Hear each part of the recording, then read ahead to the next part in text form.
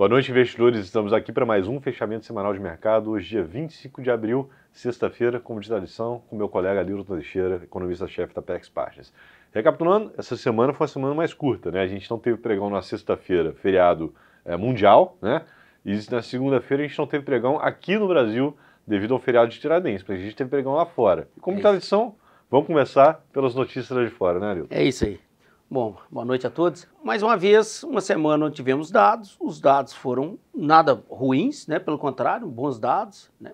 Mas o que dominou o cenário foi exatamente comentários e postura do governo americano. Então vamos lá, só para passar razoavelmente.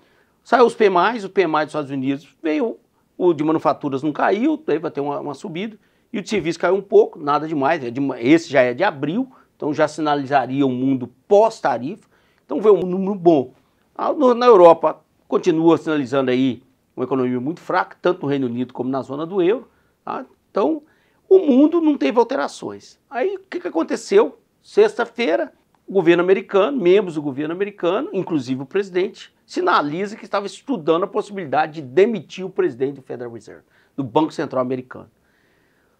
Obviamente, isso saiu na sexta, o mercado sofreu, segunda-feira nós estávamos fechados, o mercado aqui não sofre, mas lá fora nós tivemos aí uma volatilidade e queda do preço dos ativos. Qual foi a surpresa? Quando na terça o presidente se manifesta novamente dizendo, que não está querendo demitir o presidente do Banco Central, independente da política de juros que ele continuou, que o Banco Central seguir. 2, que está negociando com a China dá um downgrade aí na briga das tarifas, sinalizando o quê? Que os Estados Unidos têm intenção aí, em vez de intensificar a guerra, reduzir aí a pressão em cima.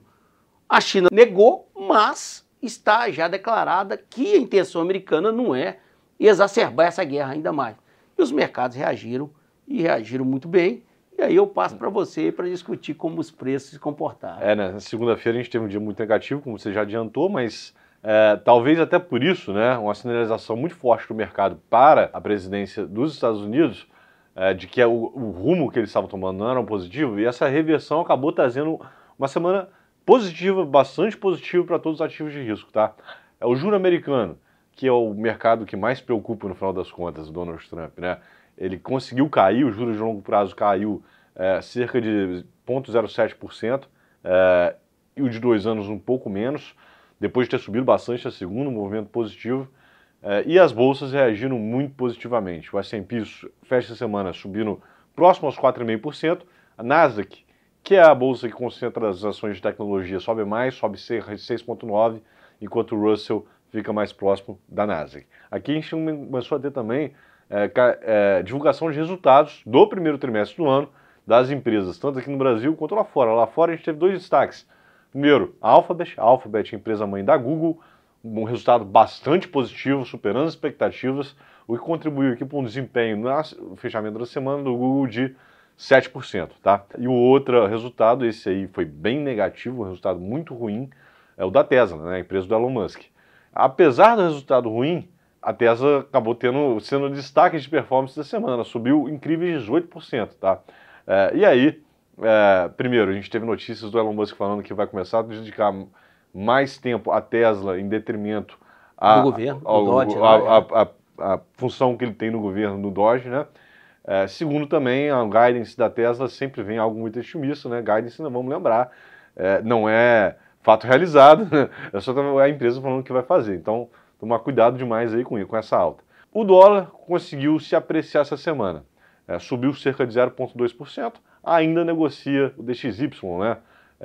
Que é o dólar frente às maiores moedas do mundo, negocia aqui ainda abaixo de 100. Uma semana como essa, o juro americano e o dólar deveriam subir, né? Porque é uma perspectiva da economia americana mais forte. Mas como a gente já vinha trazendo nas últimas semanas, a lógica do livro-texto aqui, né, de um movimento de estresse, o juro cair e o dólar subir, não ocorreu. E agora também, na volta desse movimento, aconteceu o contrário novamente. É importante ressaltar, né? Primeira vez que a gente está tendo dados que começam a identificar tendências de movimento à frente. Isso, os PMIs, pós-tarifa. Exatamente. Os PMIs foram uma excelente notícia também, que contribuiu aí para a performance positiva dos mercados lá fora. E aqui no Brasil, Arilton? Bom, aqui no Brasil eu acho que o dado que nós temos que comentar é a inflação. Saiu o IPCA 15 de abril, ele veio forte, mas veio dentro do esperado. O que nós temos aí, que são os grupos que estavam pressionando, continuam, que é alimentação e bebidas e saúde e despesas pessoais. Então esses índices continuam pressionando. O que puxou, que segurou um pouco a inflação, já foi uma consequência do que está acontecendo lá fora, que foi combustível caiu, tá? Tendo em vista aí a queda do preço do petróleo a nível mundial, e no Brasil também teve aí uma redução do preço de energia elétrica, exatamente, que reduziu aí o grupo habitação. Também tivemos aí queda dos preços das passagens aéreas, que tem impacto sobre o transporte, que juntamente com os combustíveis foram o que geraram aí, foi o único do grupo que teve desempenho aí de deflação. Então isso aí foi um boom, segurou a inflação, mas a inflação continua preocupando, ela aumentou de novo, tá? Em termos anualizados, e sinaliza que o Banco Central vai ter que manter aquela proposta inicial de ter um aumento dos juros. Pode ser que não seja 0,75, mas deve ter pelo menos aí 1,5 aí na próxima reunião. Então é isso que a gente deve esperar.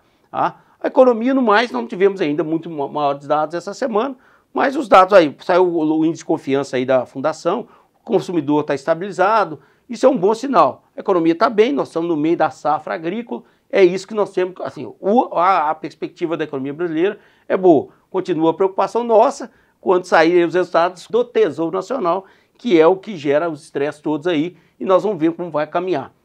Bom, isso é o Brasil, eu passo aí, o Brasil está acompanhando aí. Semana positiva, tá? Essa história dos juros aí, que a gente vai ter decisão e o Banco Central, já tinha encomendado altas. Tivemos uma performance muito boa do juro Brasil essa semana, tá? A ponta curtíssima aqui, né, do janeiro de 26, ele caiu 0,13% para o patamar de 14,65%. Hoje, a curva de juros embute um juro terminal para a Selic, né? A Selic é o juro à vista, né? A gente está falando de juros futuro.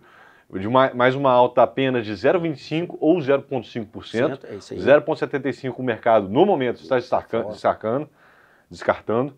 E o juro longo também acompanhou, caiu bastante, tá? Caiu 0,33% para o patamar de 14,02%. Já tem um fechamento de mais de 1% desde aí do início do estresse aí. A gente tem que falar, a curva está fechando, mas ela continua ainda mostrando um juro num patamar extremamente elevado. Exato, né? A gente está comemorando aqui, mas o juro terminal de 14,5% é muito maior muito elevado, do que...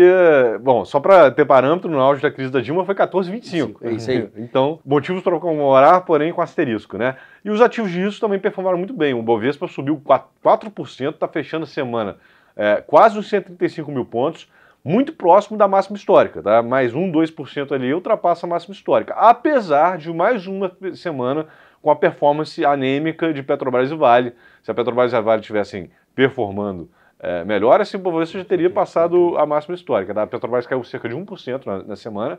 O cenário para petróleo continua sendo ruim. E a Vale, que divulgou o resultado, diga-se de passagem, subiu 1,8% da semana. O resultado da Vale também foi aquém, tá?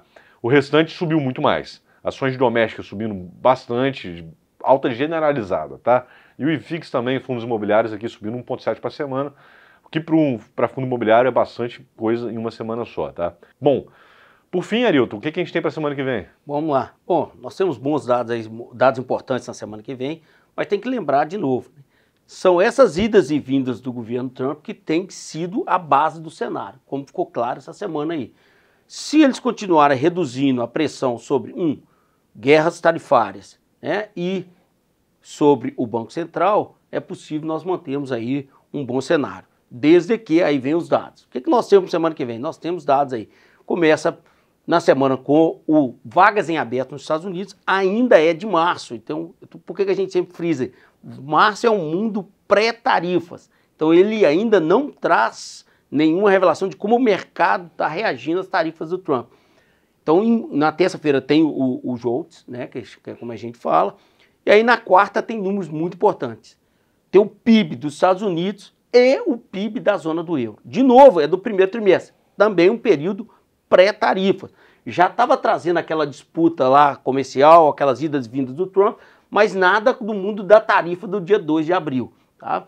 Saiu também o PCE de março, também é um número importante porque pode dar flexibilidade ao Banco Central reduzir os juros. Hoje o mercado não espera redução de juros nos Estados Unidos para a próxima reunião, que vai ser aí começando no dia 7, eu acho que termina dia 7 de maio, logo no início de maio. Aí na sexta, finalmente, nós entramos. Temos lá nos Estados Unidos que é a criação de empregos em abril e o desemprego em abril. Esses números vão ser importantes. Se eles vierem sem grandes impactos, num cenário onde aparentemente os Estados Unidos está reduzindo a pressão com a guerra comercial e essa tentativa de pressionar demasiado os parceiros, pode vir um cenário de novo bastante calmo e manter aí a valorização das empresas e o movimento que nós estamos vendo hoje. Mas, né, desde que o Trump não tenha nenhuma outra revelação lá, comece a brigar com o presidente do Banco Central, brigar com a China, brigar com todos os parceiros comerciais. Tem que lembrar isso. No Brasil nós temos o CAGED, vai sair aí, tá? O desemprego, então é um número importante que a nossa economia não tá, ela já tinha perdido o ritmo, né? Nós estamos esperando um crescimento mais baixo esse ano, mas é um bom sinalizador de quanto que nós vamos sofrer ou estamos sofrendo com essa briga, tá? É acompanhar e casar essas duas coisas. O Trump com os dados que vão saindo. Exatamente. Como de tradição, estaremos aqui na semana que vem para trazer novamente as atualizações para vocês. E lembrando que semana que vem temos feriado nacional na quinta-feira, então não teremos pregão na quinta-feira. Um forte abraço, um bom descanso a todos. Forte abraço, até semana que vem.